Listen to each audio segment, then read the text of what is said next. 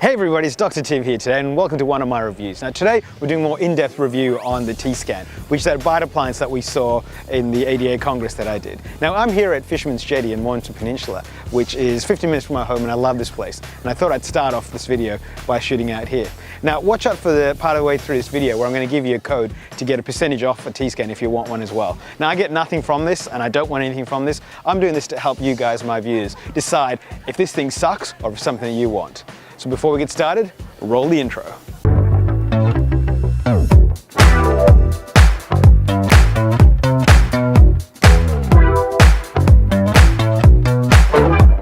So the T-Scan, when I saw the ADA Congress, I didn't know what to make of it. It was cool, it came up with all these bars and graphs, and I thought my patient's gonna love this. But I didn't actually know what it did or how I was gonna incorporate it into my practice. So I asked Stuart from Australian Imaging to let me borrow it for a week or two so I could do this review. And I found some really interesting results from it. So with the T-Scan, there's two different models. There's the Core and the Novus. The Core samples about 50 times a second, while the Novus samples things at about 500 times a second in terms of bite pressure.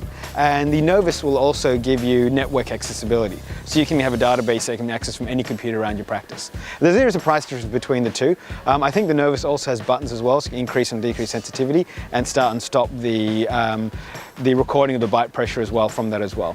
I think the Novus is about $15,000 and the Core is about $9,000. But in a sense, they'll do essentially the same thing.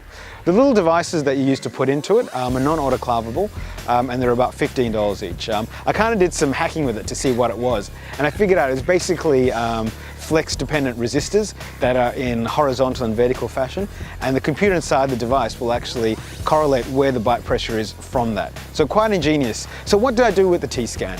I wasn't sure whether I need to use it for existing patients or if I want to use it for brand new patients, or what it was even designed to use for. But what I found it was really good for is to try and find out whether restorations that I've done, implants that I've done, were too high or got too much pressure on lateral excursion or on biting pressure. Because what it was really good at is telling me early contacts and any lateral sides that were happening in that area. I'm also used for new patients as well to increase the value of a new patient exam, and also to start up some talking points about occlusion as well, which is sometimes really hard to do without a device that can give you an objecting result. So when you tell people you clench or you bite too hard or you got premature contact, remember to figure that out is really hard normally. Now we've all used the blue paper, and I tell you what, the blue paper is really hard to use, which is why we always use shim stock when you really want to get things right.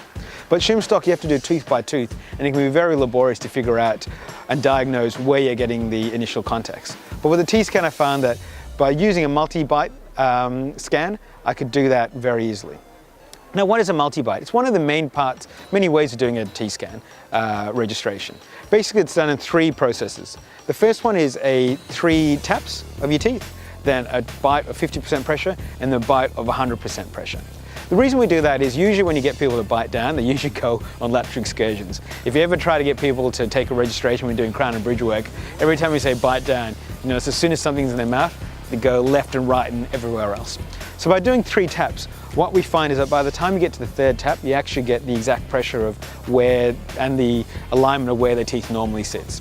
The 50% bite gives us an indication of early contact and what kind of pressure they put on their teeth on normal everyday usage. And the 100% clenching bite tells us where all the pressure is going and how much pressure is going on their mouth. Now I found that patients in general love to see that visual representation. I mean, even before I've said anything, they point out the really big graphs and lines and say, is there a problem there?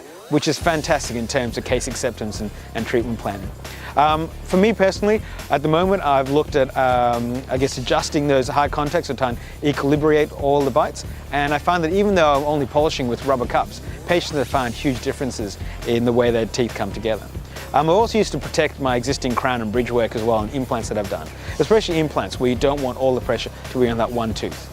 And as always, that blue bite paper that we use, it's great, but it doesn't give us that really fine detailed distinction of which tooth hits first and where that hits. And it's really hard to get patients to reciprocate and replicate that over and over again with the blue paper. I have found that I've been able to incorporate into my practice reasonably easily.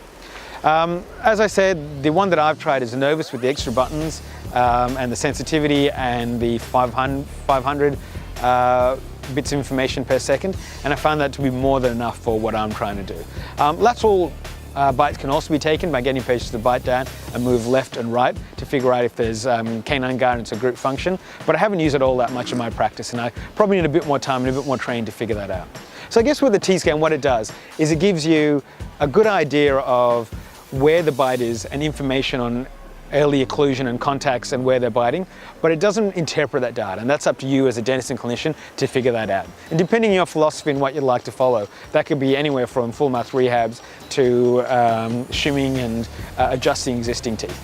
All right, guys, well, the code, let me not forget the code. So if you want to get one of these at a reduced price, the code that I've organized with Stuart from Australian Imaging is DPR17, so DPR17 for 2017. Tell me about it, and he'll probably give you 5 to 10% off your purchase.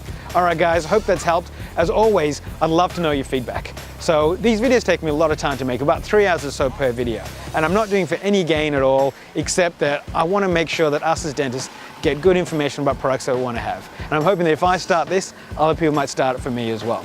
So as always, if you like my videos, thumbs up. If you hate my videos, thumbs down, so I don't want to spend time if you don't like this. And if you like them, subscribe to my YouTube channel. All right, guys, till next time.